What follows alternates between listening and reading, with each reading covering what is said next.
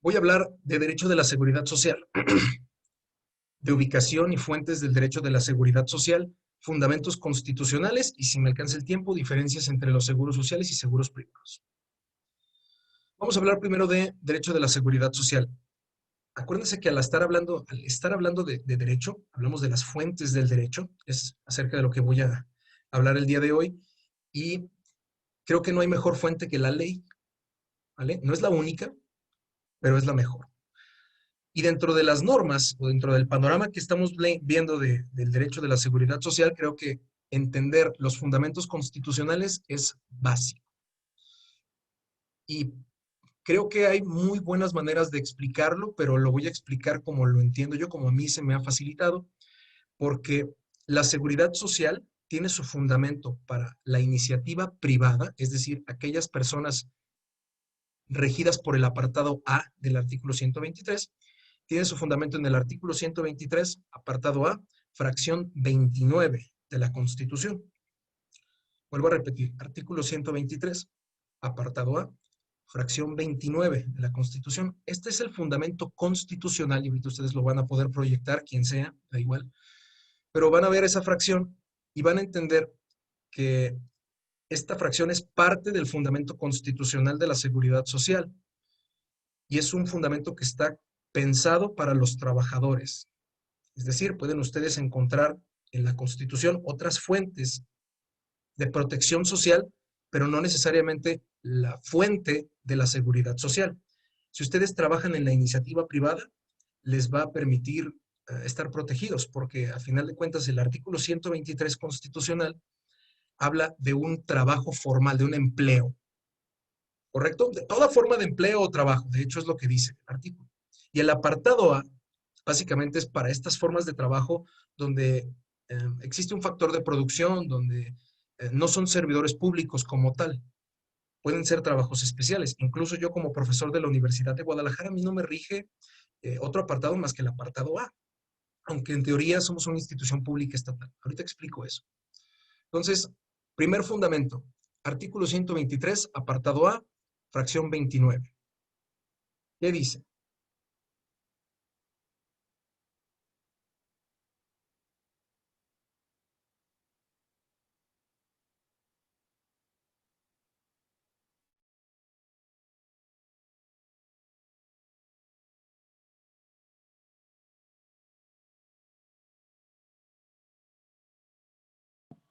¿Me escucho? ¿Me Fíjate, escucho? adelante. Sí. Ok. Es de utilidad pública la ley del Seguro Social y ella comprenderá seguros de invalidez, de vejez, de vida, de cesación involuntaria de trabajo, de enfermedades y de accidentes, de servicios de guardería y cualquier otro encaminado a la protección y bienestar de los trabajadores, campesinos, no asalariados y otros sectores sociales y sus familiares. Correcto, gracias. Todos pueden copiar y pegar este fundamento en sus respectivas constituciones, pero lo importante aquí destaco es una situación. Es ley del Seguro Social. Ya puedes dejar de compartirlo, Katia. Gracias, ¿eh?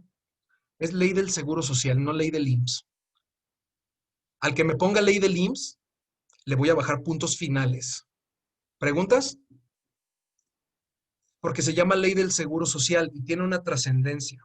Es la única ley que regula al IMSS, pero aparte regula a otros seguros sociales. Es la trascendencia y es la hipótesis que se maneja. Porque a diferencia de la ley del ISSSTE, donde sí es ley del ISSSTE, a diferencia de la ley del Infonavit, donde sí es ley del Infonavit, la ley del Seguro Social está diseñada para que sea una ley nacional en torno a la seguridad social, no solo al IMSS. No sé si me doy a entender. Y esto se puede dar a entender mejor si vemos los primeros 4 artículos de la ley del Seguro Social, donde casualmente le toca al IMSS la mayor carga de trabajo por esa ley, pero esa ley regula a los seguros sociales y específicamente regula el IMSS, mas no es la ley del IMSS. Espero que me entiendan esa gran diferencia. ¿Vale? Ley del IMSS, pues, o sea, está coloquialmente bien dicho, pero jurídicamente es ley del Seguro Social. ¿Preguntas?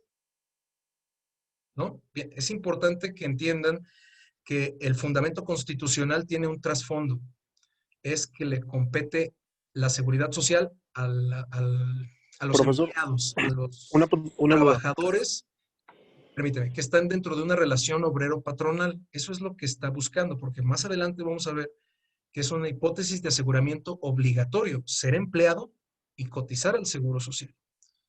¿Quién osa interrumpirme sin levantar la mano? Yo, disculpe, es que estoy en el teléfono y yo no sé cómo funciona esto, disculpe. Ok, adelante. Bueno, respecto a lo que es el artículo 123, aquí leo que dice a la protección también de campesinos y no asalariados. ¿Los no asalariados pueden entrar como pasantes o meritorios en nuestro caso? Lo que pasa es que estás hablando de un régimen de aseguramiento distinto. Ok, ok. Por un lado, tienes la obligación de disfrutar la seguridad social cuando eres empleado. Por otro lado, tienes el derecho a disfrutar de la seguridad social si eres profesionista. Te doy el ejemplo, o lo pongo yo. Si yo tengo mis propias hectáreas y yo soy campesino y me voy a ir al campo, yo no soy empleado de nadie. Es mi terreno, porque, bueno, salvo que esté en el terreno del patrón, pero si me estás hablando de que es mi hectárea y mis cosas, pues yo soy yo, ¿no? O sea, básicamente es mi terreno y lo que salga de ahí es mi cosecha, ¿vale? No estás hablando del mismo discurso cuando estás hablando de la cosecha del patrón, ¿verdad? Porque ahí el que va a ganar dinero es el patrón. Y en este caso, el comunero, el ejidatario, el que va a ganar dinero eres tú. Te pongo el ejemplo de la caña. Muchos quizá tengamos incluso hasta familiares que se dediquen al negocio de la caña. Y ahí cada zafra de caña te la compra un ingenio. Y por eso hay contratos cañeros y azucareros y demás desmadre. Y es básicamente seguro que te compren tu producción. Entonces, muchos de estos son campesinos y ejidatarios que ellos mismos absorben y ellos mismos trabajan la tierra, no necesariamente son empleados. Y no obstante, se les da de alta como tal. Esto porque es un régimen especial. Tú dime a qué te dedicas y si quieres o no seguro, y yo te dedico a que tienes derecho. Yo te digo a qué tienes derecho. Eh, no es la misma protección de un empleado subordinado, que digamos es el régimen 10 o el módulo 10, a solo la protección básica contra enfermedades que tienen ustedes, por ejemplo, como alumnos. ¿Me doy a entender? En el caso de los empleados es obligatorio, en el caso de los ejidatarios es voluntario. ¿Me doy a entender, Miguel? Sí, profesor. O sea, si Muchas tú te gracias. acercas al IMSS y te aseguras al régimen voluntario, como no eres trabajador, no perteneces a ese club, tienes prestaciones diferentes. ¿Me explico? Entonces depende a qué te dedicas. También se puede asegurar voluntariamente un patrón persona física. Con los estudiantes, ¿cómo aplica? Disculpe. ¿Cómo? Tengo entendido que tenemos seguro por la UDG, pero no sé si es con el IMSS. Realmente. Ok. ¿Qué te parece si me lo investigas tú? Sí, sin ningún problema. La ¿Quiere que se TER. lo entregue, quiere que se lo entregue al final de la clase o No, para tranquilo, ahí después? te pregunto cuando veamos la clase específica, porque de lo que tú me estás hablando es de sujetos de aseguramiento al régimen obligatorio. Y lo voy a ver un poquito más adelante, porque me van a entender que una hipótesis de aseguramiento es una relación obrero-patronal, pero otra hipótesis de aseguramiento es que seas un profesionista. O sea, ¿un abogado tiene seguridad social? Pues depende, el abogado es empleado de una firma grande como Ruiz Moreno o es una firma pequeña como Ruiz Buenrostro, ¿no? O sea, al final de cuentas, o es un litigambre o lo hago por mi propia cuenta o lo hago a cuenta de un tercero o para alguien más. O sea, ¿cuál es mi relación de trabajo para ver si yo como abogado tengo derecho al seguro social? Entonces, no sé, no es fácil el dilema porque para algunas cosas aplica, para otras no. Para los estudiantes es un seguro obligatorio que nace por un decreto. Ustedes son una excepción de la regla. Los profesores de asignatura también, ¿vale? Por si tenían el pendiente, eso es por decreto. Y eso es diferente a lo que estoy hablando, ¿vale? Pero lo vamos a ver Vale, más adelante. muchas gracias. Igual investigalo, te vas a Sí, sorprender del nombre del decreto, de ¿sale? hecho, sí, sí. Sí me quedé con Bueno. la duda, pero Y porque si ya lo llevaba tienes y años. lo pones aquí de una vez, lo pones de una vez. Pero si no, nos esperamos hasta el momento apropiado, ¿vale? Bien. ¿Alguna otra pregunta? Excelente. Entonces, fundamentos constitucionales. Es el primero, muchachos. El segundo Les puede resultar un poco familiar, pero muchos no comprenden la diferencia, así que cuidado. El fundamento del ISSSTE, que es la seguridad social para los burócratas federales, se encuentra en el artículo 123, apartado B, de bueno, de bravo, del, perdón, del artículo 123, apartado B, fracción 11. Esa es la seguridad social para los burócratas. Y aquí surge un panorama muy interesante. Lo que leyó la compañera Katia de Fundamento Constitucional del 29 es básicamente la seguridad social. Ese parrafito le da protección a más o menos, pues son como 17 millones de trabajadores. Pónganle ustedes que a 40 millones de personas entre beneficiarios y demás, solo el IMSS por esa fracción les da protección. ¿Ok? Si vemos el fundamento de los burócratas federales, mi pregunta es, y ustedes mismos vean, para que me proyecten también ahorita la Constitución, ¿es la misma seguridad social la de los burócratas que la de los empleados privados? Y si es así, ¿cuál es mejor? ¿La de los burócratas o la de los empleados privados? Porque en No, teoría, profe, no es la misma. No es la misma. Para empezar, pues está como de espérame, que en Violeta, la... espérame, aguántame, no levantaste la mano. Si quieres, llegaste tarde, ¿verdad? Bueno, eso pensé. Sí, profe, llegué tarde. Sí, no te preocupes. Después hay que levantar la mano, pero te interrumpo. No es la misma, ¿vale? Eh, Porque la pueden diferenciar que el artículo 123, apartado B, fracción 11, es muchísimo más amplio. No hay que ser un genio jurídico para detectarlo, ¿correcto? Una fracción versus una fracción desglosada. Ahí te dice riesgos de trabajo, la maternidad, X y Z, vivienda y demás. En cambio, para la mayoría de las personas lo ponen pues de otra manera.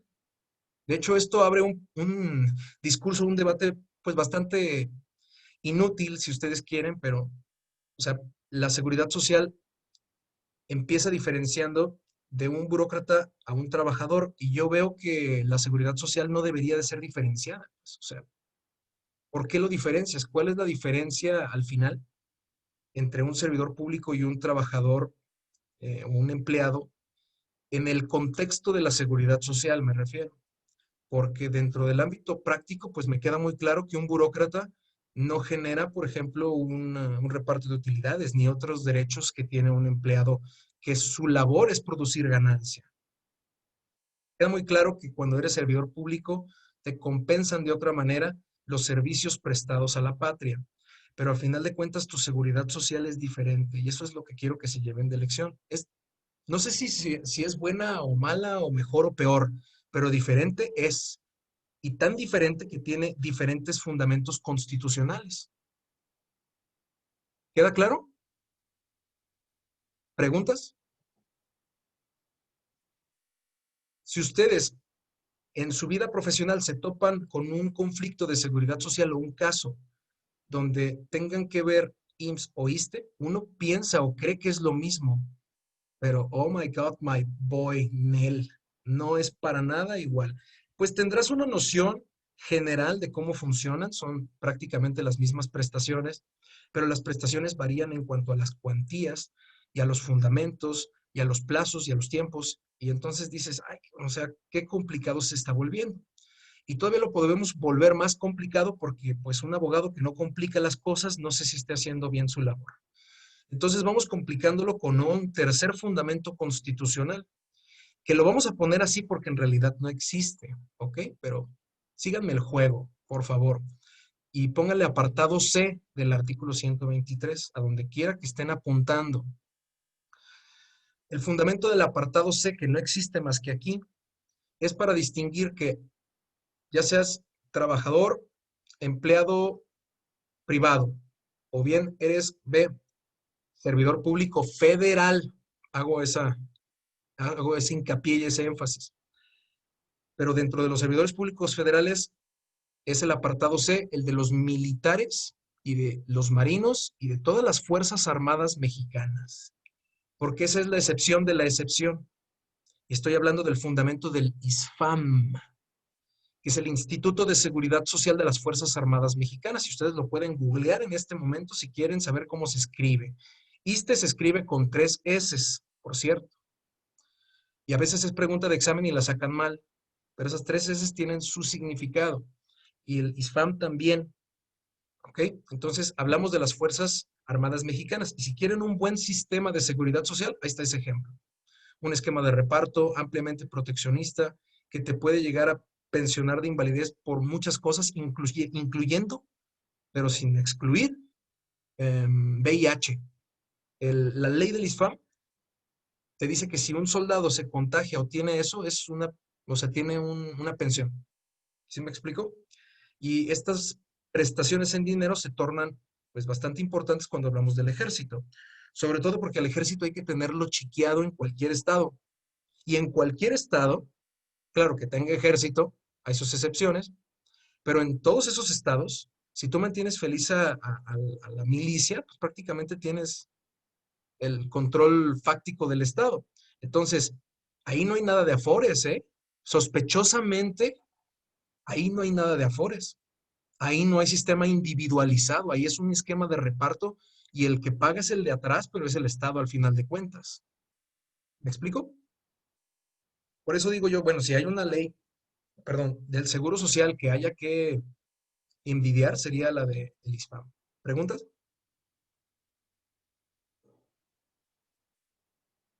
¿No? Cuarto fundamento constitucional.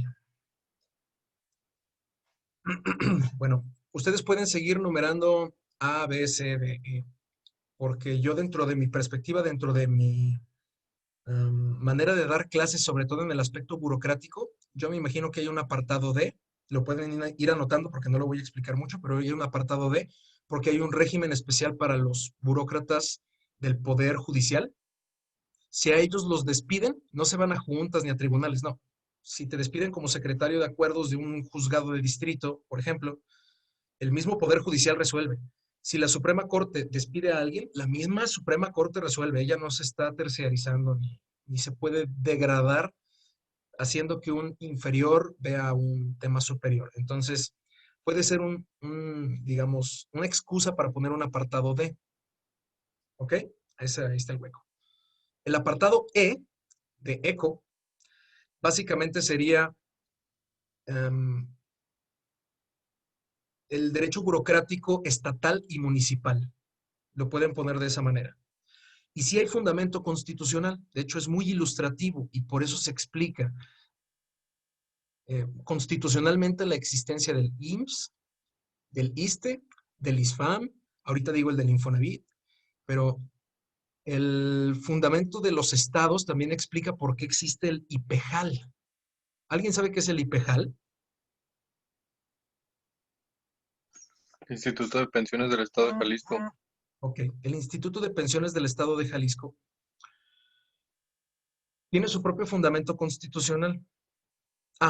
Perdón, nadie me preguntó el fundamento constitucional del apartado C, pero es el artículo 123, apartado B, fracción 13.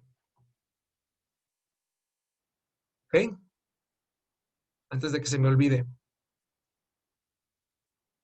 El apartado D, o el 123 apartado D, que no existe, está disperso en la Constitución, pero tienen un claro ejemplo cuando hablemos del 101 constitucional. Es más, alguien póngame el 101 constitucional, por favor, y léalo.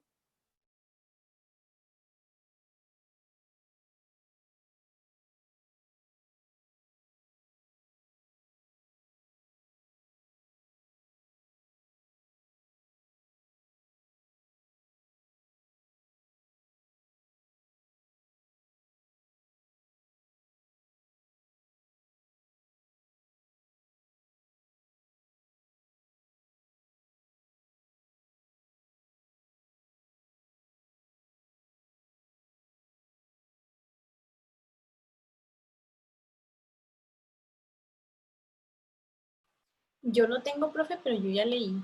¿No importa? Pues si eres la única capaz de leer, Katia, qué decepción, pero adelante.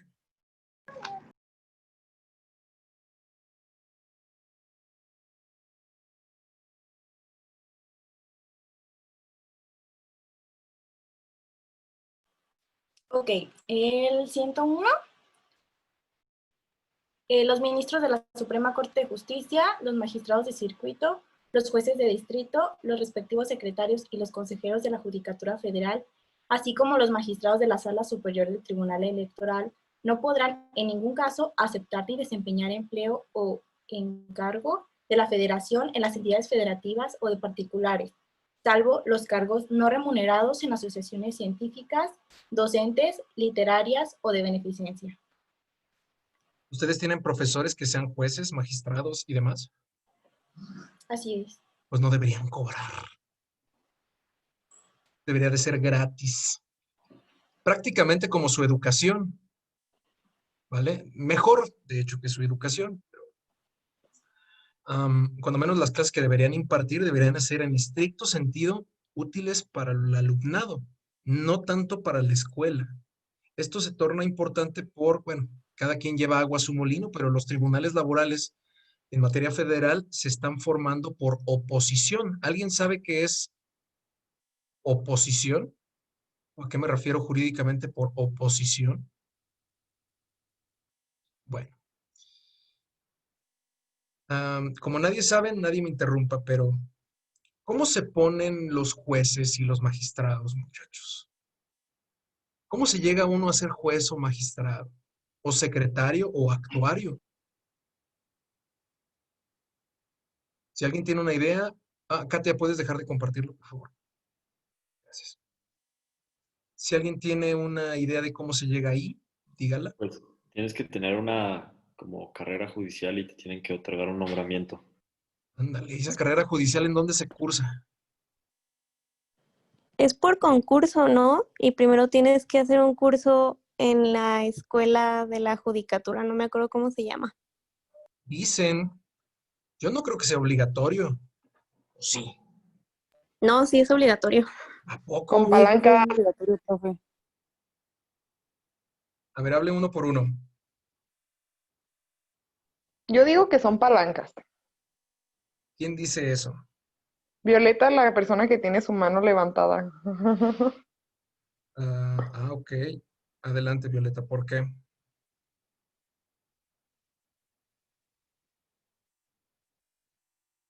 ¿No más?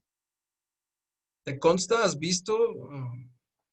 Profe, ¿Ya te básicamente señalaron que vas a quedar en algún puesto? ¿O qué? Creo que alguien más comentó que fue por concurso, ¿no? Y otros dijeron, no, pues es que tienes que cursar una carrera judicial, o sea, como si fuera una escuela. O sea, sí tiene su escuela, de hecho.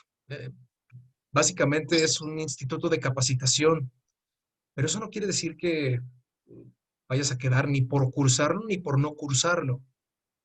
No sé No si sé me si, explico. no sé si mi Sí, compañero se refería a la carrera, llevar una cierta trayectoria trabajando ahí, que acumules no, años y que a la hora de que hagan una elección, que tú puedas ser votado entre los mismos miembros y te elijan. o sea que es democrático. No, hombre, andan medio perdidos. No, pero no se vota. Pues Es claro que por no se votan. concurso, se Miren, hace es que convocatoria depende. para hacer examen. Depende si estamos hablando, pero déjenme partir de la nueva perspectiva de la formación de tribunales laborales. ¿Ok? Los tribunales laborales, si yo quisiera concursar para juez de distrito, pudiera concursar y mi carrera judicial es literalmente cero. Si yo funjo o no como un buen juez, eso será secundario. Pero en este momento la conformación de los tribunales laborales se está llevando por oposición. Esto significa una especie de meritocracia donde el puntaje, dependiendo de tu trayectoria, cuenta. El currículum cuenta y sobre todo cuentan los exámenes de aplicación o de admisión. Exámenes que aplica el Ceneval o el propio consejo, que si bien los cursos que te ofrecen son buenos porque vas a traer los temas frescos, no son necesariamente obligatorios ni son los que te van a ayudar a quedar. Tanto el puesto como de actuario, como secretario, como juez, como oficial de los nuevos tribunales, se hizo por oposición. ¿Saben cuántos concursamos? No lo tengo aquí, pero concursamos para juez de distrito. Concursamos casi 3,000 personas para 90 puestos. Todos fueron por oposición. Obviamente no quedé. No es que haya reprobado, es que salió el top 90.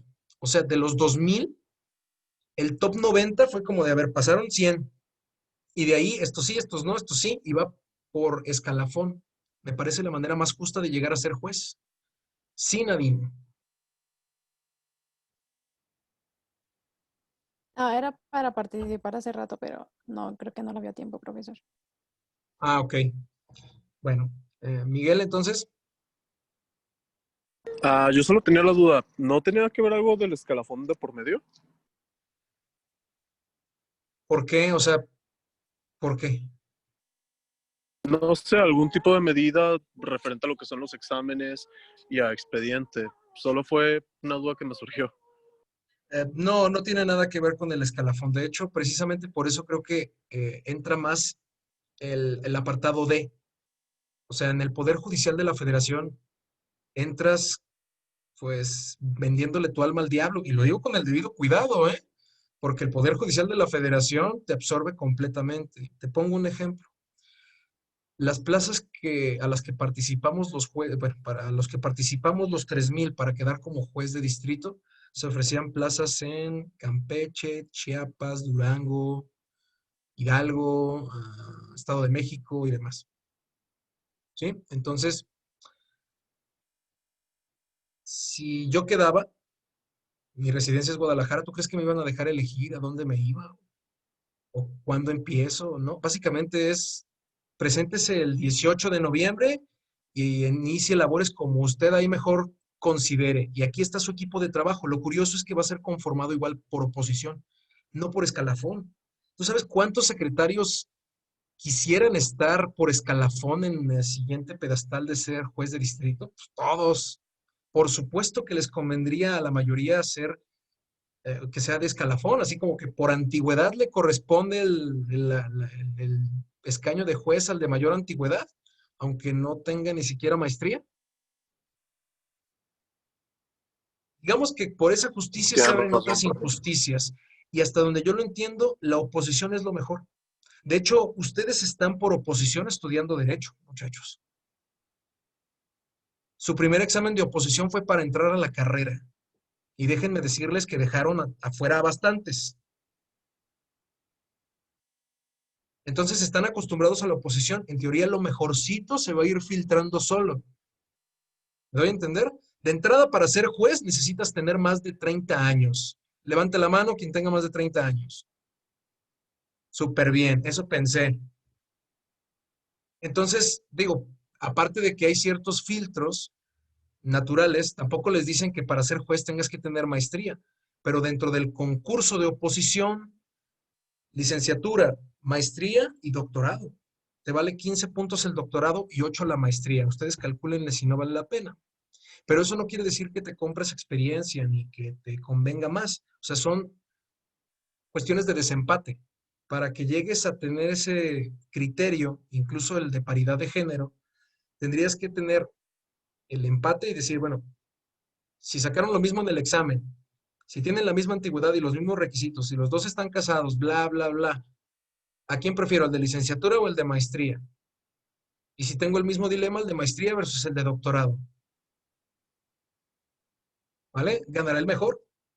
Entonces, a mí me va a dar mucho gusto eso, porque en teoría los nuevos tribunales laborales van a estar conformados por gente que merece estar ahí, no por dedazo. Mucho menos por escalafón. ¿Te queda claro, Miguel? Sí, profesor. Perfecto. ¿Preguntas? De hecho, se me hizo darme cuenta directamente cuando dijo lo de la UDG, que sí estamos por eso mismo. Ah, pues de nada, ¿verdad? Bendito oposición. Digo, Sí, aquí yo más o menos, porque yo también cursé la carrera en la Universidad de Guadalajara, pero como profesor ahí sí no es de oposición, déjame decirte por sentado que para ser profesor en la Universidad de Guadalajara sí necesitas a alguien que te apoye, que te apadrine. Y lo digo con el debido cuidado, ¿eh? Se le llama homologación. Y de hecho esta homologación, de alguna u otra manera discriminatoria, y lo voy a decir con el debido cuidado porque ya ves, y esto se está grabando y aparte me vale, pero se cuida mucho el aspecto de que no entren profesores mayores de cierta edad, en específico 45 años. Yo ahí donde me ven de acabado tengo 35 y ya llevo 7 de antigüedad. Y no hubiera podido entrar tan joven si nadie me hubiera ayudado. Para esto yo ya tenía años dando clases en otras universidades privadas, no en la UDG. Tengo más antigüedad dando clases que en la Universidad de Guadalajara. Pero ahí no fue por oposición. Debería, ¿no? Y de hecho muchas universidades sí tienen esas plazas y las plazas por oposición usualmente no son de asignatura. Esas son más como de ver quién cubre el perfil, ¿no? Pero las de tiempo completo sí. Hace años que no se abre, perdón, una convocatoria para profesores de tiempo completo, pero cuando hay profesores de tiempo completo, pues imagínense cuántos de sus profesores de asignatura no participan o participamos y saturamos el sistema. Entonces, quienes vayan a quedar en teoría deberían ser los mejores, carajo, ese es el punto. No por dedazo, no por escalafón y menos por compadrismo. ¿Preguntas?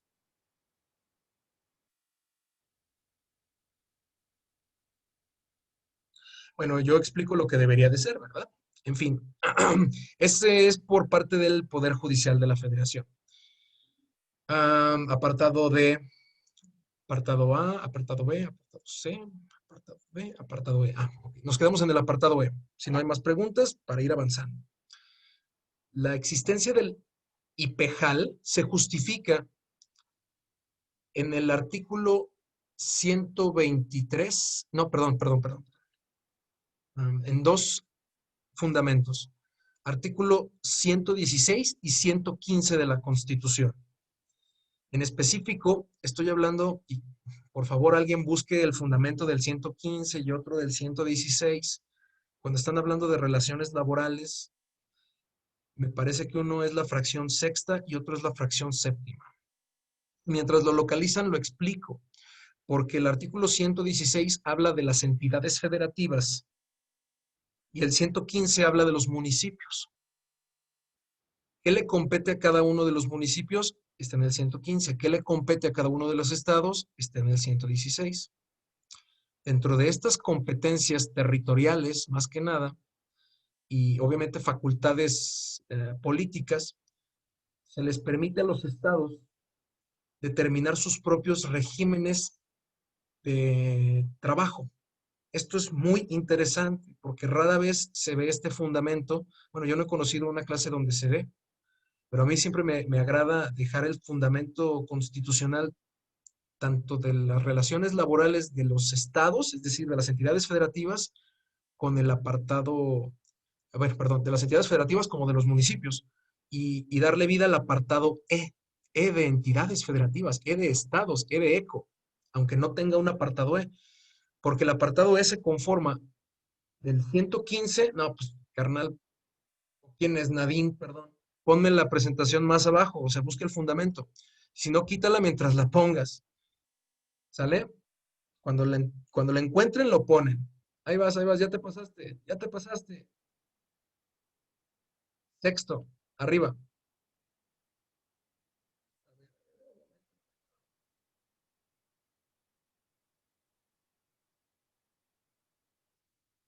Dale más para.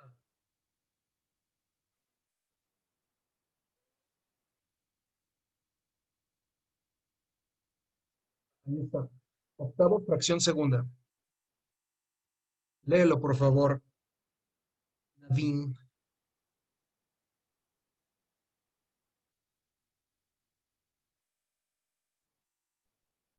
Artículo 115, fracción octava. Mm, Párrafo segundo. Las relaciones de trabajo entre los municipios y sus trabajadores se regirán por las leyes que expidan las legislaturas de los estados con base en lo dispuesto por el artículo 123 de esta Constitución y sus disposiciones reglamentarias. Profe, ¿la Ley Federal del Trabajo le aplica a los burócratas estatales? No, ¿por qué?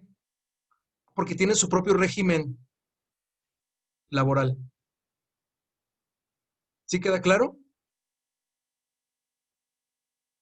Las mismas reglas que le aplican a un burócrata federal, ¿le aplican a un burócrata estatal? No, profe, tienen fundamentos constitucionales distintos y leyes distintas. Por eso en Jalisco tienen una ley para los servidores públicos del estado de Jalisco y sus municipios. Por eso existe una ley del Instituto de Pensiones del estado de Jalisco. Por eso existen ciertas diferencias, o bueno, no ciertas diferencias, enormes diferencias, inclusive constitucionalmente tienen fundamentos distintos y el municipio se rige por esta fracción, que es el 115 fracción 8, y el estado igual, es nada más para cerrar la pinza. Pero el 116 habla de las entidades federativas y también tiene el fundamento, es exactamente el mismo. Por favor, localícenlo.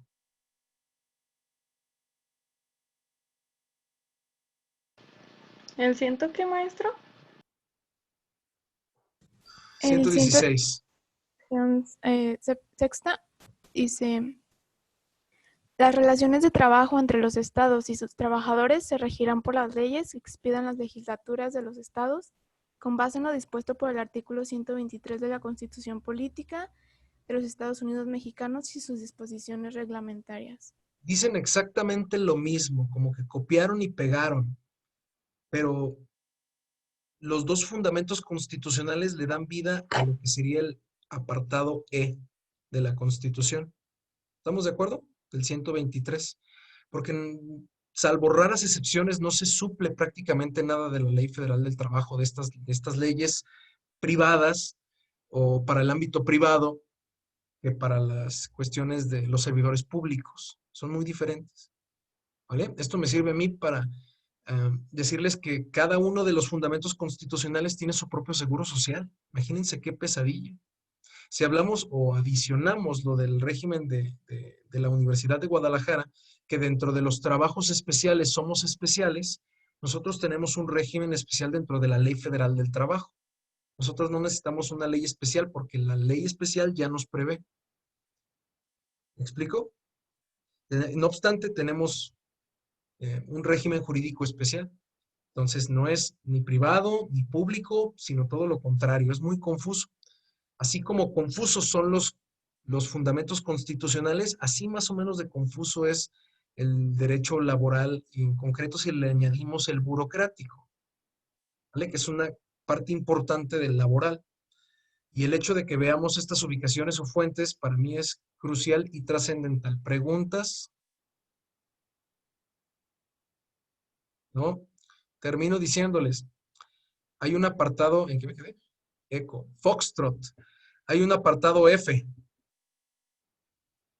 El apartado F es que si tienes la mala suerte de ser servidor público estatal y aparte tienes la pésima suerte, o municipal, estatal o municipal, pero aparte tienes la pésima suerte, es un decir, ¿no? Con el debido respeto, de ser parte del servicio de seguridad pública, estatal o municipal, híjole, qué gacho. Porque ese es el régimen F.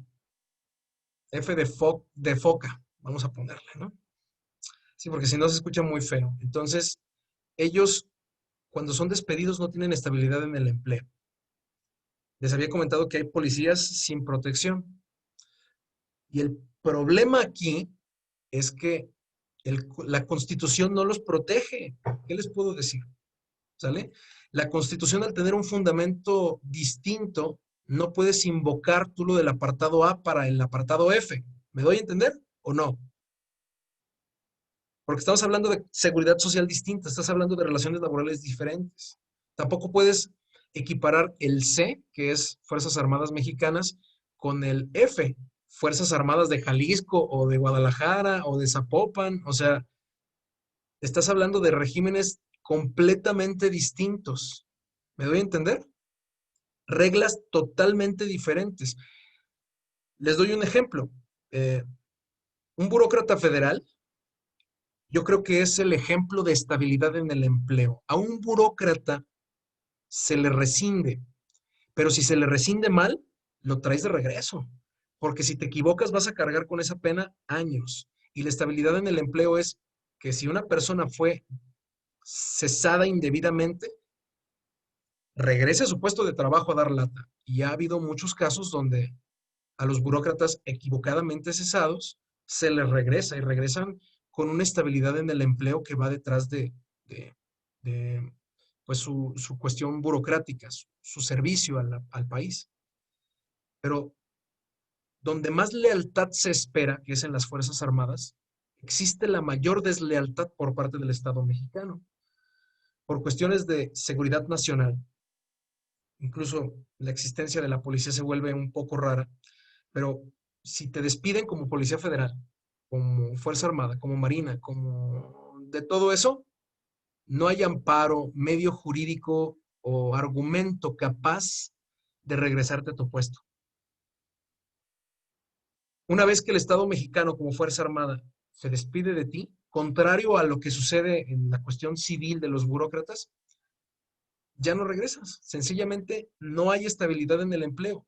Te perdí la confianza y por si acaso te indemnizo, pero no regresas, aunque haya sido injusto. Esto propicia muchos otros temas, pero quiero dejar asentado que cada uno de estos apartados constitucionales tiene su propio discurso, sus propias normas, sus propias jurisprudencias, sus propias interpretaciones. Y por lo tanto, el dilema jurídico puede ser muy variado y muy enorme. ¿Ok?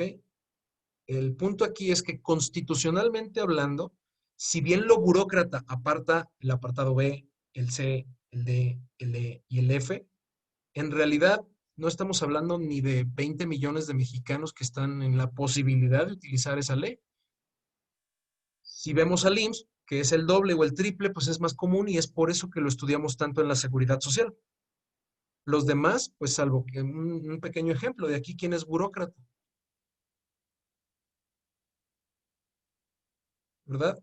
O sea, o quién aspira a ser burócrata. También esa es otra parte. Porque hay quienes aspiran a ser empleados, otros aspiran a ser profesionistas, otros aspiran a ser emprendedores, otros aspiran a ser secretarios, jueces. Yo quise ser juez, no sé. ¿Vale? Pero de lo que sí puedo asegurarnos es que el régimen jurídico que se elija muy probablemente tenga interpretaciones muy variadas. ¿Aquí preguntas? ¿No? Queda claro entonces ubicación y fuentes de la seguridad social y fundamentos constitucionales. Termino diciéndoles que cada fundamento constitucional tiene una ley. Investiguen ustedes qué ley, porque de los 6 fundamentos constitucionales, al menos hay 6 leyes que ustedes pueden observar. Del apartado A, la ley del Seguro Social. Del apartado B, pues yo puedo pensar en al menos 2 leyes.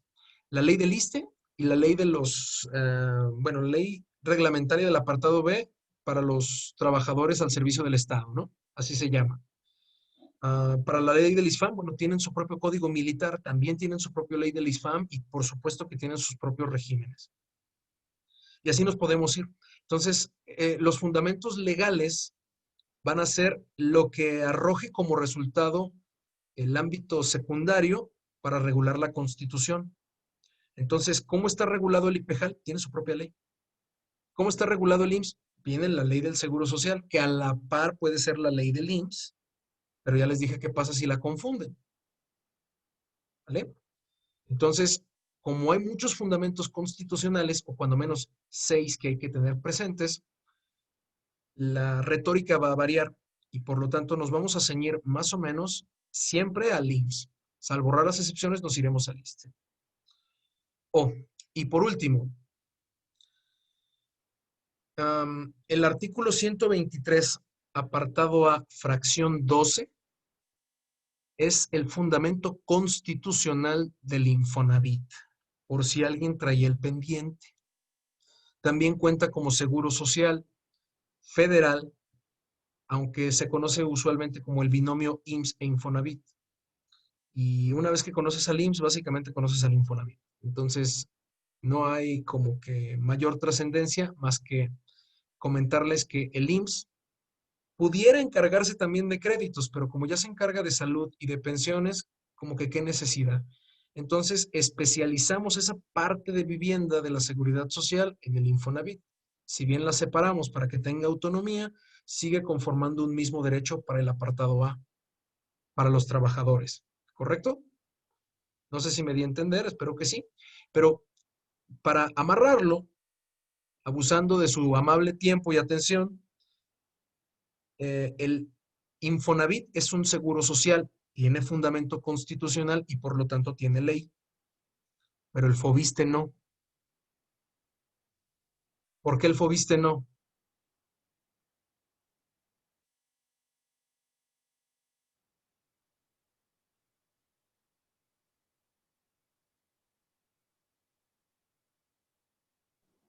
Porque a lo mejor la ley del ISSSTE lo prevé. ¿Qué más? Pues es lo que se me ocurre, no sé. Ok, pues más o menos, ahí echándole sentimiento, pues la ley del ISSSTE lo prevé efectivamente.